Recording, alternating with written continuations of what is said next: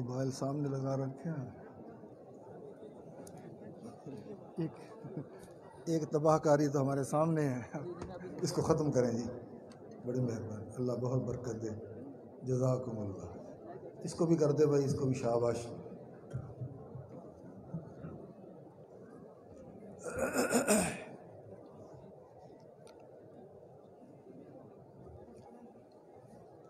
ایک گھوٹ پانی کا دینا میں ذرا.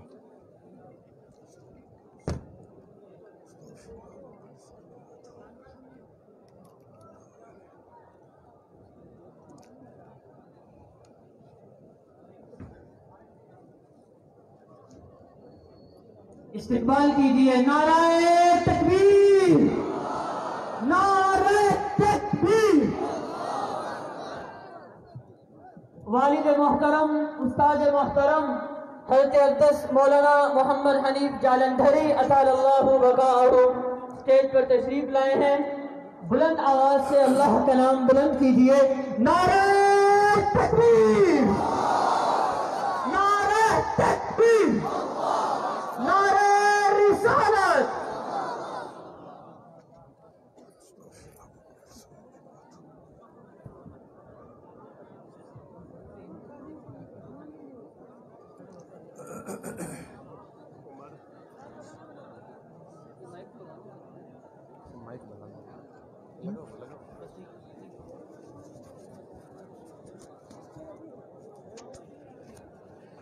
اگر خاموش کروا دو نا ان کو. بیٹھ آپ حضرات تشریف رکھیے تاکہ مجلس آگے چل سکے. اور اپنے ساتھیوں سے درخواست ہے کہ آپ خاموشی اختیار فرمائیں. جو ہمارے دورے کے ساتھی ہیں آپ تسلی سے اپنی جگہوں پر تشریف رکھیے. آپ تک آپ کا ہدیہ پہنچ جائے گا.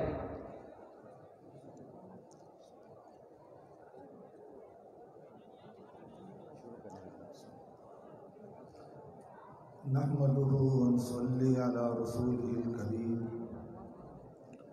أما بعد فأعوذ بالله من الشيطان الرجيم. بسم الله الرحمن الرحيم. يا أيها النبي قل لأزواجك وبناتك ونساء المؤمنين يدنين عليهن جلابيب. وقال الله تبارك وتعالى في مقام آخر وليضربن بخمرهن على جيوبهن. آمنت بالله صدق الله مولانا العظيم وبلغنا رسوله النبي الكريم ونحن على ذلك لمن الشاهدين والشاكرين والحمد لله رب العالمين. سبحانك لا علم لنا إلا ما علمتنا إنك أنت العليم الحكيم. يا رب صل وسلم دائما أبدا على حبيبك خير الخلق كلهم والحبيب الذي ترجى شفاعته لكل هول من الأهوال مقتحمين. رب زدنی علما وارزقنی فہما. سب ساتھی ایک مرتبہ بآواز بلند نماز والا درود شریف پڑھ لیں.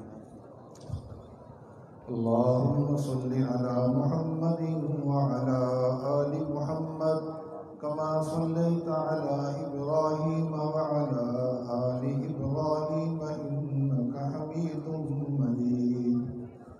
اللهم بارك على محمد وعلى آل محمد كما باركت على إبراهيم وعلى آل إبراهيم إنك حميد مجيد.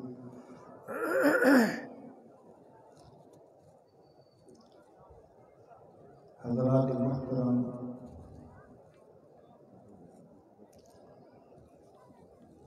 میرے ذمے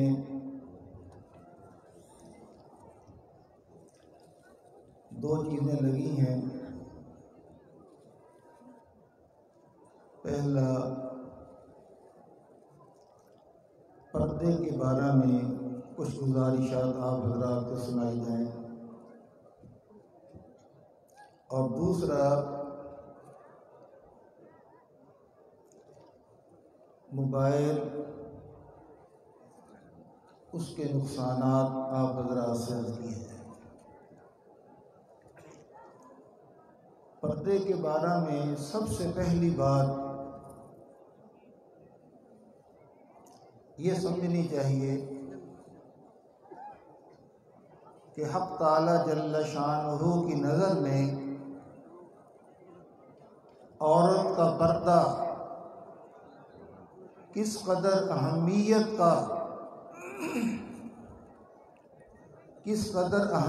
رکھتا ہے۔ حق تعالی جل شانہ نے کلام پاک میں نماز پڑھنے کا حکم ارشاد فرمایا، مردوں کو بھی فرمایا، عورتوں کو بھی فرمایا، لیکن حق تعالی جل شانہ نے پورے قرآن کو اٹھا کے آپ دیکھ لیں، کہیں پر بھی نماز پڑھنے کا طریقہ ارشاد نہیں فرمایا۔ نماز پڑھنے کا طریقہ جناب نبی کریم صلی اللہ علیہ وسلم نے اپنے عمل اور اپنے ارشادات سے ہمیں سمجھایا، لیکن پردے کے بارے میں حق تعالی جل شانہ نے خود طریقہ بیان فرمایا۔ دوپٹہ کیسے لینا ہے، زمانہ جاہلیت کی طرح نہیں، سر پہ دوپٹہ رکھ لیا اور دونوں پلے پیچھے ڈال لیے، گلا بھی کھلا ہے سینہ بھی کھلا ہے۔ کیا فرمایا؟ وَلْيَضْرِبْنَ بِخُمُرِهِنَّ عَلَىٰ جُيُوبِهِنَّ، اپنے دوپٹے اپنے سینے پر رکھ۔ اور اسی طریقے سے یا ایھا النبی قل لازواجک وبناتک ونساء المؤمنین، اے میرے پاک پیغمبر اپنی بیویوں کو بھی فرما دیں، اپنی بیٹیوں کو بھی فرما دیں، اور مسلمان عورتوں کو بھی کہہ دیں کہ وہ اپنی چادر یدنین علیہن من جلابیبہن، اس کو چہرے پر لٹکائیں۔ تو گویا کہ دوپٹہ لینے کا طریقہ بھی اور چہرے پر پردہ کرنے کا طریقہ بھی اللہ پاک نے قرآن پاک میں خود ارشاد فرمایا۔ بلکہ یوں کہنا چاہیے کہ حق تعالی جل شانہ نے حضور علیہ الصلوۃ والسلام کے ذریعے عورتوں کو جو نماز کا طریقہ ارشاد فرمایا وہ سارے کا سارا پردے پر مشتمل ہے۔ مردوں کی طرح کانوں تک ہاتھ اٹھانے کا حکم نہیں، صرف اپنے کندھوں کے قریب یوں کر کے اس طریقے سے، اور ہاتھ کہاں باندھنے ہیں؟ سینے پر باندھنے ہیں، یہ بھی ایک قسم کا پردہ ہے۔ اور اسی طریقے سے مردوں کی طرح سجدہ نہیں کرنا، اور کچھ عقل کے اندھے ایسے بھی ہیں جو یہ کہتے ہیں کہ جو جس طریقے سے مرد سجدہ کرتا ہے اسی طریقے سے عورتوں کو بھی اوپر اٹھ کے سجدہ کرنا چاہیے، سرین اونچی ہونی چاہیے۔ حالانکہ ابو داؤد شریف کے آخر میں رسالہ ہے مراسیل ابی داؤد، اس کے اندر موجود ہے عورت کو زمین کے ساتھ چمٹ کے سجدہ کرنا چاہیے۔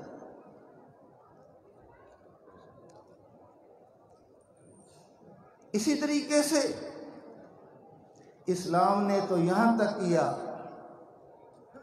جب عورت کو دفن کیا جاتا ہے، عورت کی میت ہوتی ہے، شریعت کا حکم یہ ہے جس وقت اس کو قبر میں اتارا جائے تو اس کی قبر کے ارد گرد اس عورت کے جو محارم ہیں، بھائی ہیں، بھتیجے ہیں، بھانجے ہیں، قریبی عزیز جو ہیں، جو محارم ہیں، وہ کپڑے سے پردہ کر کے کھڑے ہوں، اس حالت کے اندر اس کو قبر کے اندر دفن کیا جائے۔ حتیٰ کہ جنازے کی چارپائی کا بھی فرق ہے، اس کے اوپر وہ ڈالی جاتی ہے. ہاں، اسی طریقے سے حضرت صاحب فرما رہے ہیں ہمارے ہاں بھی مروج ہے، جو مرد کی جنازے کی چارپائی ہوتی ہے اس کے اوپر تو یوں ہی ہوتا ہے، لیکن جو عورتوں کے ہوتا ہے اس کے اوپر کیا ہے، ایک ڈبہ سا بنا ہوتا ہے، وہ اوپر ڈالتی ہیں تاکہ اس کا جسم نظر نہ آئے. اور کفن میں بھی فرق ہے، تاکہ عورت کے پستان حرکت میں نہ آئے، سینہ بند باندھا جاتا ہے.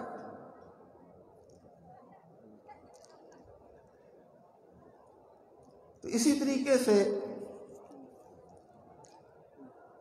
اگر خدا نخواستہ کوئی عورت بدکاری کی مرتکب ہو گئی،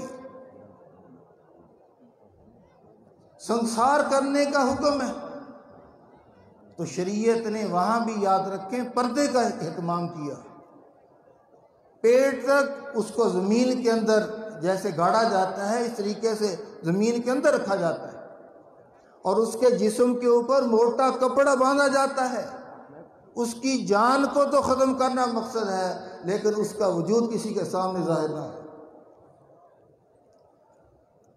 اور اسی طریقے سے بھائی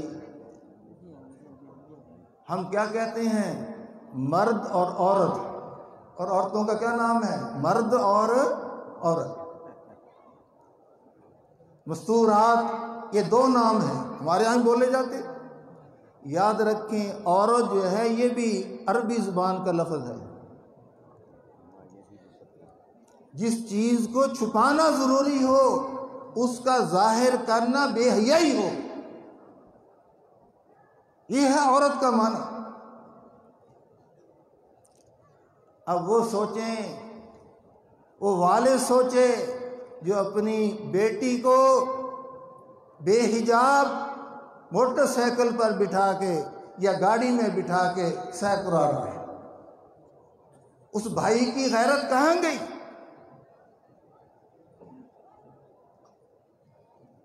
اس باپ کی غیرت کہاں گئی؟ پردہ جو ہے بہن ساتھ ہے، بیٹی ساتھ ہے، اور خامد جس کی اللہ نے اس کو عزت بنایا اس کو لیے پھر رہا ساتھ ساتھ.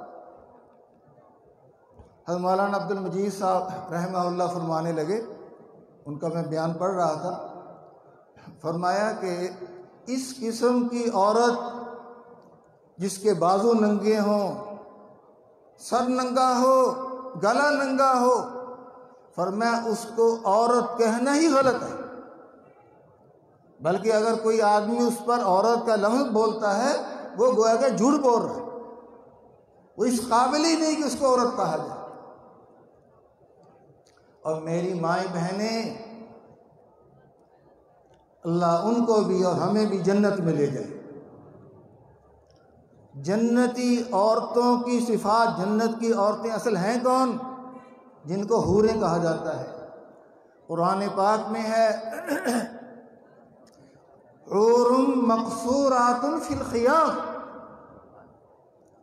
اگر تم نے بھی جنتی بننا ہے اور ان حوروں کی سردار بننا ہے، چودرہانی بننا ہے، تو اس کے لیے ضروری ہے کہ آپ یہی صفات اختیار کریں. پردے والے معاملے کو اپنے سینے پر لگائیں.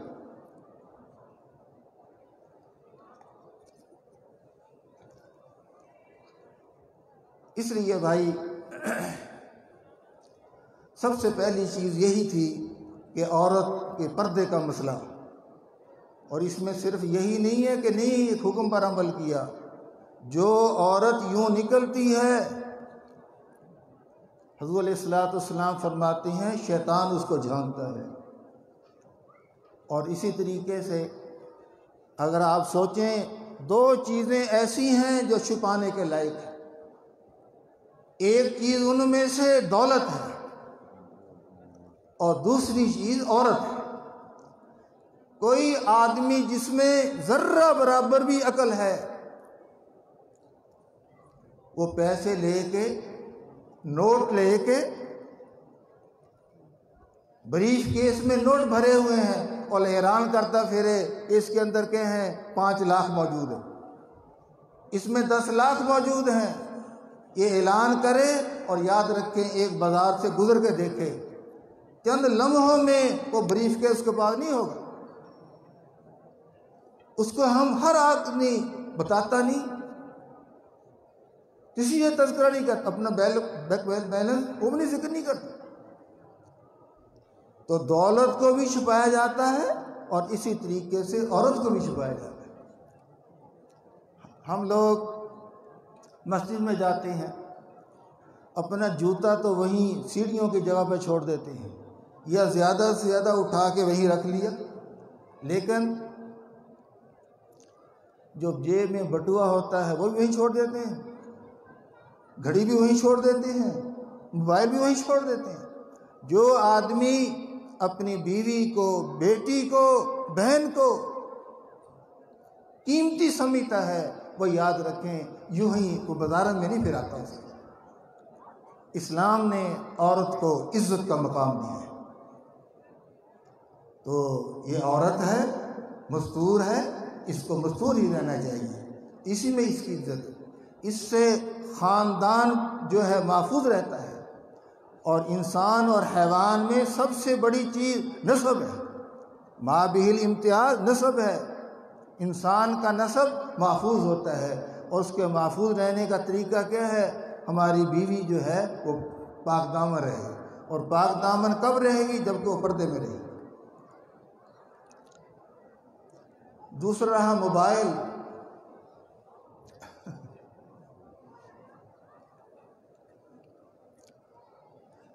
موبائل کے بارے میں یہ بات ذہن میں رہنی چاہیے کہ یہ ایک ضرورت کی چیز ہے، اس کو ضرورت کے درجے میں استعمال کرنا چاہیے، لیکن اب اس کا استعمال اس قدر بڑھ گیا، نہ کوئی درسگاہ اس سے محفوظ رہی، نہ کوئی دفتر اس سے محفوظ رہا، طالب علموں کا علمی ذوق ختم ہو گیا، مطالعے میں جو محنت کرتے تھے وہ سب ختم ہو گئی، اور سارا دن اسی موبائل میں لگے رہتے۔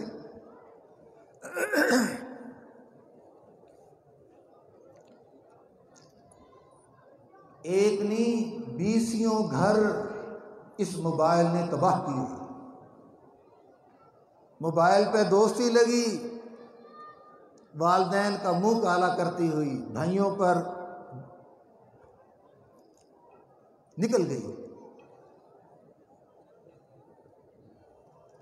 اور ایک بات میں اور بھی عرض کر دوں، میں نے ایک واقعہ پڑھا، وہ واقعہ میں نے سنایا، یونیورسٹی سے وعدہ کر چکا ہوں کہ ہم آپس میں نکاح کریں گے، لڑکی بھی انہی کی اور اونٹنی بھی انہی کی، لے کے نکل گیا۔ چلتے چلتے چلتے ایک جگہ پر ندی آئی، پانی بہہ رہا تھا۔ بس میں یہ بات ایک کہہ کے ختم کرتا ہوں۔ تو وہ اونٹنی، حالانکہ اونٹ پانی میں بلا تکلف داخل نہیں ہوتا، بلا تکلف اس میں داخل ہو گئے، اور چلتے چلتے جہاں پانی گہرا آ گیا وہاں پر وہ اونٹنی بیٹھ گئی۔ یہ نوجوان ڈر رہا تھا کہ پانی بھی گہرا ہے، تیز بھی ہے، یہ بیٹھ گئی ہے، ایسا نہ ہو کہ ہمیں بہا کے لے جائے۔ وہ لڑکی آگے سے کہنے لگی کہ فکر نہ کرو، یہ ابھی 2-4 منٹ میں کھڑی ہو جائے گی، اٹھ جائے گی۔ اور دلیل کے طور پر یہ کہا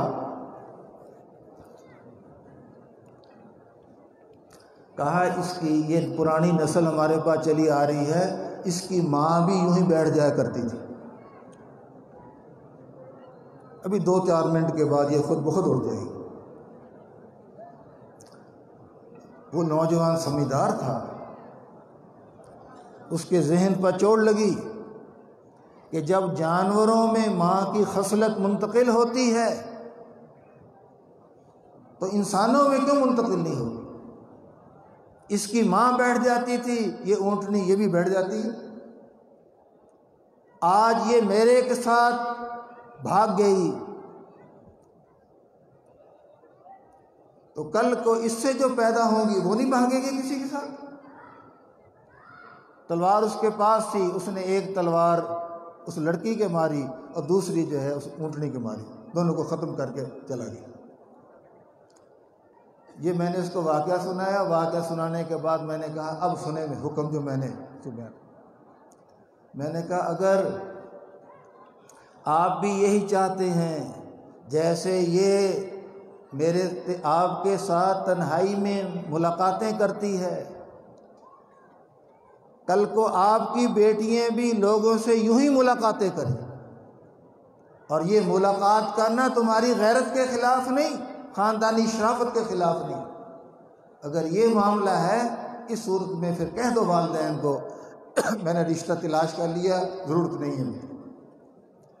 اور اگر اپنی خاندانی شرافت کے خلاف سمجھتے ہو، اپنی غیرت کے خلاف سمجھتے ہو، پھر میں تو یہی مشورہ دوں گا والدین جو رشتہ تلاش کر رہے ہیں کرنے دیں۔ جب میں نے یہ دو باتیں اس کے سامنے رکھی، کہنے لگا خدا کی قسم قطعاً اس کے ساتھ میں شادی نہیں کروں گا، جو والدین کریں گے اسی کے ساتھ۔ تو اس لیے میں اپنے نوجوان ساتھیوں کو بھی یہی کہوں گا کہ رشتہ خود تلاش نہ کرنا، والدین کے ذریعے سے کرنا، ورنہ جو ہے اس حالات جو ہے جیسے ہم انتخاب کریں گے اس کا نتیجہ یہ ہوگا کل کو ہماری جو اولاد ہے وہی یوں انتخاب کرتی رہے گی۔ اللہ ہم سب کو عمل کی توفیق نصیب۔